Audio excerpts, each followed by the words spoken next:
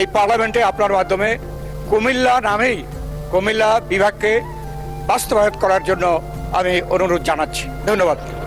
কুমিল্লা জেলা অত্যন্ত ঐতিহাসিক জেলা, ঐতিহ্যবাহী জেলা। লেখাপড়া, শিক্ষা এবং সাংস্কৃতিক দিক দিয়ে কুমিল্লা অত্যন্ত গুরুত্বপূর্ণ।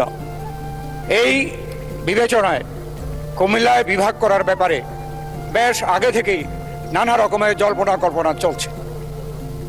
বিগত যে স্বৈরাচারী সরকার তারাও ঘোষণা করেছিল যে কুমিল্লা জেলা করবে, কিন্তু অন্য নামে, কুমিল্লার নামে নয়।